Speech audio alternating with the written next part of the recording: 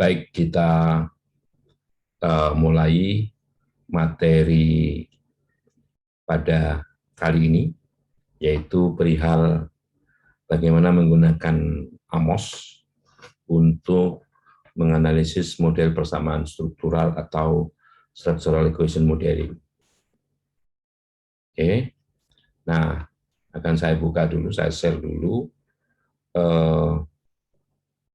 AMOS-nya, kemudian kita panggil data yang mau kita analisis, ya. Kita cari dulu, jadi harus hafal di mana data itu disimpannya. Kita disimpan di mana? Namanya SEM AMOS. Oke, kita klik OK di sini. Kemudian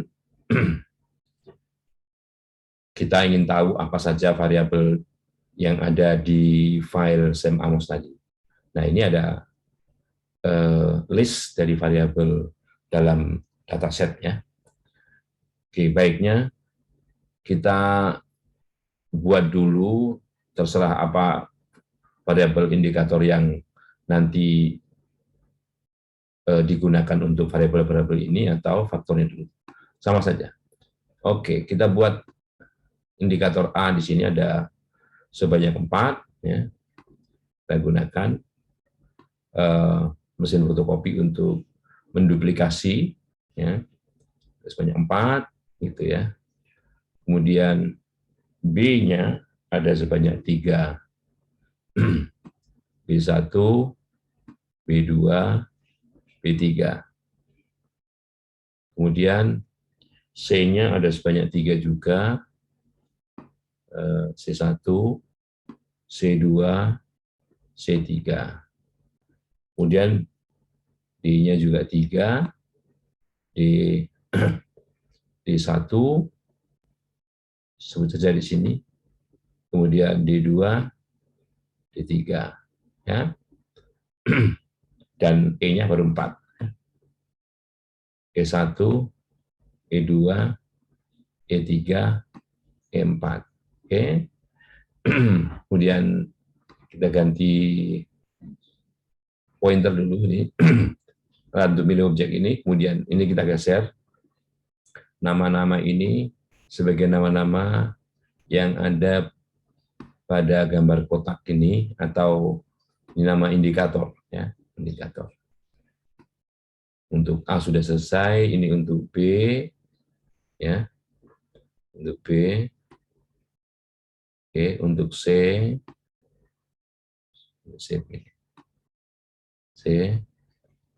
untuk D ya, D berada di sini, D1, D2, D3. Kemudian ada 4. E1, E2, E3, E4. 3, E4 ya. Oke. Dan ini bisa kita tutup ya. Gambar faktornya menggunakan ini gambar faktornya. Sekarang bulatan begini ya. Gambar faktornya ini A, kemudian ini B, kalau sini kita gunakan mesin fotokopi biar besarnya sama ya. Ini untuk D, ini untuk E. Nah, kira-kira begini. Kemudian kita beri nama, jangan lupa beri nama untuk setiap variabel.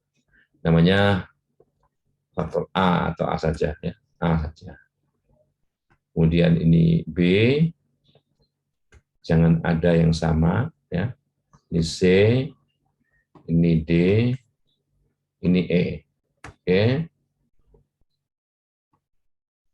Kemudian masing-masing indikator ini ya, kita kasih variabel spesifiknya, errornya, variabel errornya. Nah, kita buat seperti ini ya. Jadi kita klik sebelah kiri untuk mengatur di mana posisi, apakah di kanan, kiri, atas, atau bawah. Ya. Ini untuk C, untuk D, masih C juga, C1, C2, C3, D1, D2, D3, E1, E2, E3, E4 ya. Oke, kemudian kita beri nama. Jangan sampai salah kalau mau menggunakan error ya E kecil ya. Karena E yang sudah dipakai sampai E4 nih, kita mulai E5 ya. Ini kita double klik begini, kita beri nama E5 di sini ya. E5, E-nya kecil aja. Ini E6, E7, E8, E9, E10 ya. E11, E12, E13, E14 di sini, E15 ya, E16, E17, E18, E19, E20, E21. Nah, setelah itu kita lihat, kita buat panah satu arahnya. Ya, kalau A1 sampai A4 ini indikator dari A, ya kita gambarkan begini. Jadi A itu indikatornya A1, A2, A3, A4. B-nya B1, B2, B3, B4. Sorry. Ya. Ini untuk C, nanti dirapikannya belakangan. D1, D2, D3, E1, E2, E3, E4 ya. Oke. Nah, kemudian bagaimana hubungan antar faktor itu? A ini bisa mempengaruhi D dan E. A bisa mempengaruhi D dan E. Ya, D dan E. B bisa mempengaruhi D saja. B bisa mempengaruhi D saja. Oke. Sedangkan C bisa mempengaruhi D dan E. C bisa mempengaruhi D dan E. Oke. Nah, oleh karenanya di sini ada apa namanya, tiga variabel eksogen. Nah, ketiga variabel eksogen ini harus dihubungkan dengan notasi atau dihubungkan dengan panah dua arah begini ya. Nah, dua arah. Jadi dari A ke B, dari A ke C, ya, dari B ke C. Nah, semuanya sudah dihubungkan oleh panah dua arah. Nah, ada dua variabel endogen. Ada dua faktor endogen ini ya. Ini endogen berarti kita harus kasih tambahan ini. Ya. Error. Ini. Nah, karena E tadi sudah sampai 21, kita beri nama E-nya 22 dan 23. Ini E double klik ya. E22, E22, dan ini E23. Ya, oke. Nah, oke. Nah, setelah itu selanjutnya kita beri nilai awal untuk iterasi ya. Nilai awal untuk iterasi itu ditempatkan di sini, di masing-masing. Oke, sebelumnya kita rapikan dulu.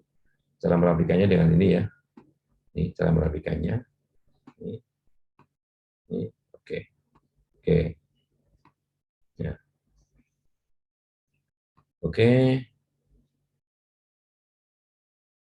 Ini ada sesuatu yang mengganggu di situ. Oke. Nah, mau muncul lagi. Nah, selanjutnya nilai awal. Nilai awal diberikan salah satu di sini misalnya. Ini parameternya ya, ini dikasih 1 bobotnya. Yang di sini juga diberi bobot 1. Sorry. 1. Yang di sini di bobot 1. Ini diberi bobot 1. Oke. Dan di sini diberi bobot 1. Jadi pembobotan itu di sini. Oke. Nah, Baik, setelah itu masih ada yang belum rapi ya. Ini kita rapikan dulu. Hmm, rapikan dulu. Ya, oke, kita rapikan.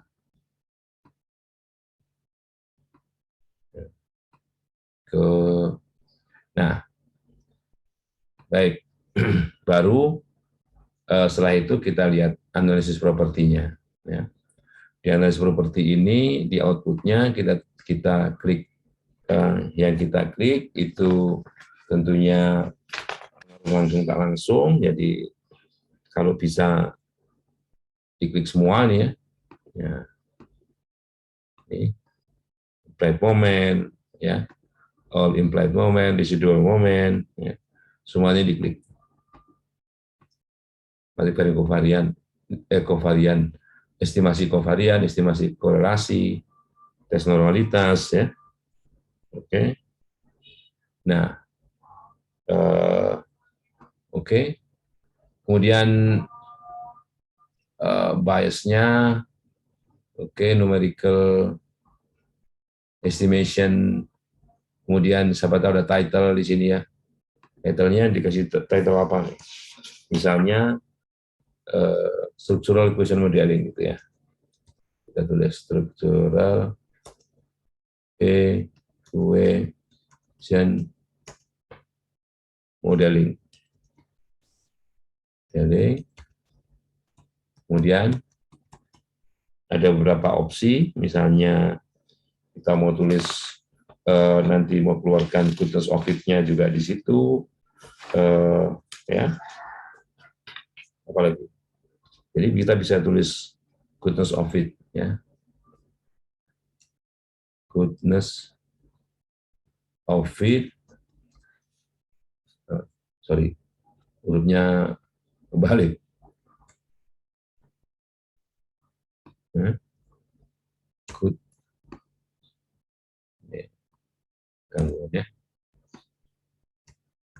goodness,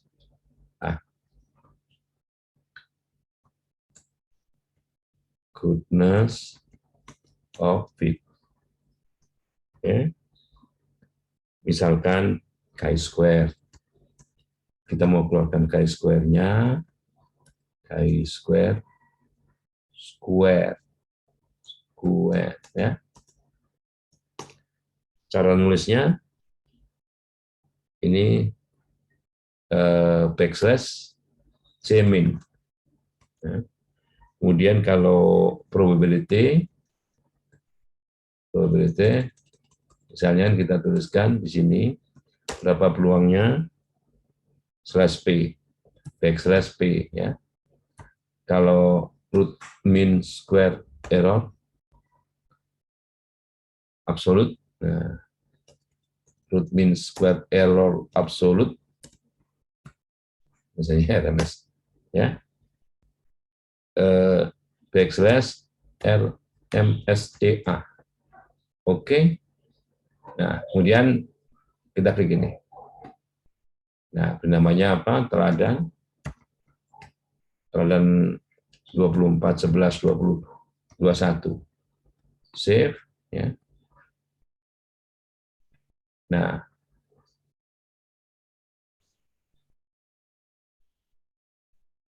oke. Di sini diminta, di opsinya di sini kita diminta mengklik outputnya, sorry, estimation-nya ini, estimate means and intercept, ya. Oke. Nah, kemudian kita klik OK nih, ya, kita klik OK. Nah, sudah muncul semuanya. Tapi gambar ini ruwet, ya, gambar ini ruwet karena terlalu banyak angka, gambarnya kecil. Nah, oleh karenanya kita bisa melihat tampilannya itu dengan membuka text output dengan melalui jendela ini ya, view text output, atau tekan langsung saja F10. Nah, dengan menekan F10, ya, oke, ini ganti layar, Saya tutup dulu. Nah, maka outputnya ini, sharing outputnya menjadi ini ya. Kemudian kita klik yang estimate. Nah, yang estimate ini cara membacanya. Untuk regression weight ini, ya ini maximum likelihood estimate ya. Ini ada huruf-huruf kapital. Ini yang menghubungkan antar faktor. Jadi A ke D, A ke E, B ke D, dan seterusnya. Nah, ini terlihat bahwa nilai peluang yang lebih besar dari taraf nyata pengujian, misalnya kalau kita ambil 5% itu dari A ke D. Jadi dari A ke D ini tidak signifikan pengaruhnya. Ya. Pengaruhnya tidak signifikan. Nah, bagaimana dengan indikator-indikator dari faktor-faktor itu? Misalnya ini faktor A ya. Ini indikatornya A1, A2, A3. Ini 0,9 saja, ini signifikan, apalagi 1. Jadi A1, A2, A3 ini merupakan indikator yang valid dari faktor A. Nah, bahkan sampai A4 ya, sorry. A4. Sedangkan B juga begitu. B1, B2, B3 ini signifikan semua ya. Logikanya ini yang 0,9 saja signifikan, apalagi 1 ya. Jadi di sini indikator B1, B2, B3 itu merupakan indikator yang valid untuk faktor B. Kemudian C juga begitu dengan cara yang sama, ya, karena nilainya ini bintang semua. Demikian juga D, demikian juga yang E. Artinya indikator-indikator ini merupakan semuanya indikator yang valid terhadap untuk faktor-faktor yang dibentuknya, ya, untuk faktor-faktor yang dibentuknya. Oke. Nah sekarang kalau bilangan ini yang unstandardized ya, unstandardized yang tidak dibakukan. Kalau yang dibakukan ya, itu di bawahnya yang standardized. Nih nilainya, nilai estimasi yang standardized. Standardized itu artinya bahwa nilai aslinya itu dikurangi rata-ratanya, hasilnya dibagi standar deviasi. Kemudian baru dianalisis ya. Oke, ini intercept group semuanya signifikan. Ini kovarian atau korelasinya ya. Sama aja ya. Korelasi atau kovarian dari AB ini signifikan ya. Antara AC juga signifikan, antara BC juga signifikan. Jadi sama setara dengan ini kalau ini dinyatakan sebagai korelasinya. Jadi korelasi AB, AC dan BC itu semuanya signifikan ya.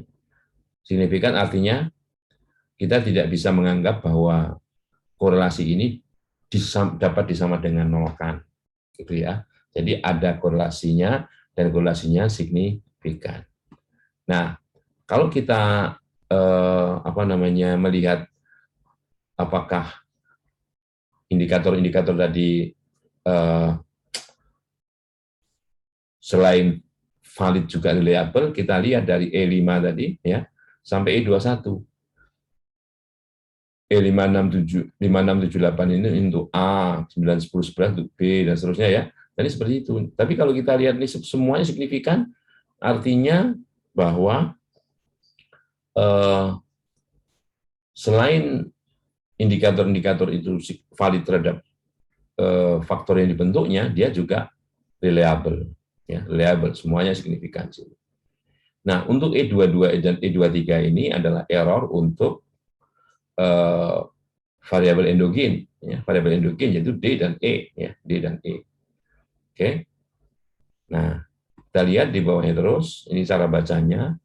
Ini squared multiple correlation itu, ini adalah koefisien determinasi, ya, koefisien determinasinya. Ya, oke. Kemudian, ini kovarian, matriks kovarian ya, kovarian. Di bawahnya korelasi, korelasi secara keseluruhan ya, baik antar indikator maupun indikator juga terhadap faktor-faktornya. Kalau ini antar faktor ya, antar faktor B dengan A, B dengan C, B dengan E, B dengan D gitu ya, ada. Semua ini korelasinya. Ya. Kemudian, oke, yang berikutnya pengaruh nih, pengaruh nih. Nah, ini misalnya pengaruh ya. Ini dari sini ke sini, bacanya dari sini ke sini ya. Kan nggak mungkin dari E ke D. Dari E ke B kan nggak mungkin. Dari B ke E ya. Nah, ini pengaruh total. Pengaruh total. B memang tidak disambungkan dengan E secara langsung. B memang tidak disambungkan E secara langsung. Dan eh, ini pengaruh total dari masing-masing ini, B, A, C, E, D ini ke ED ya. Jadi bisa dikatakan dari BAC ke ED ini. Kalau ini faktornya. Yang diikuti dengan bilangan ini itu indikator ya. Ini indikatornya. Indikator. Oke. Jadi kalau yang di sini yang ada itu yang B ya B1, B2, B3, yang selain ini ada apa namanya D1, D2, D3 juga ada ini ya. Bisa jadi karena dihubungkan ya, karena dihubungkan dari B ada hubungan ke D. Ya, dari B ada hubungan ke D.